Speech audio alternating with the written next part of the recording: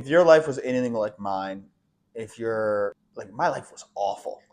It was throwing up blood. It was drinking. I living on Powerade and vodka. It was not eating. It was not getting out of bed for days at a time. It was terrible. I think the thing with the recovery is you've got to want it, but there's really, if you can find that in yourself, and it doesn't have to be today and it doesn't have to be tomorrow, but if you can start working to finding wherever it is, I think, what do you have to lose, for lack of a better term? I mean, I know I had nothing to lose at that point, and I had everything to gain. And I'm really, really glad that I made the shift.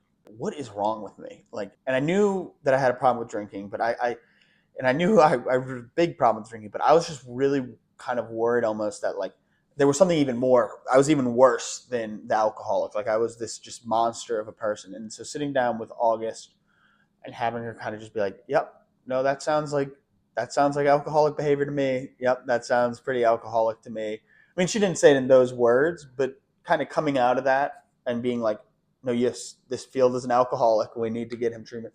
In a weird way, it was a relief to hear that, because I think at that point, when you come into a place like that, when you're at your bottom, everything feels wrong. It feels like you can't do anything right. Knowing that there's something, you have an issue and you can put a name on it, that's super helpful. I think Imagine Recovery, what it did for me was it gave me the building blocks to say, this is what you do now, right? And there's so much of this when you come in that felt so overwhelming, and like, I don't know, I haven't lived a day sober in 5 years. What the hell am I going to do today? And Imagine was like, okay, here's what you do this day. Here's what you do tomorrow. Here's what you do the next day.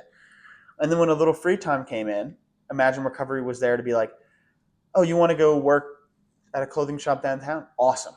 You know, oh, you're thinking about seeing girls? Great. It was equal parts supportive, but it wasn't like overbearing. And I think when you're kind of trying to get your life back, it's a great way to do it because it takes you through the steps. For lack of, I mean, as cheesy as that sounds, the 12 steps, it does take you through the steps.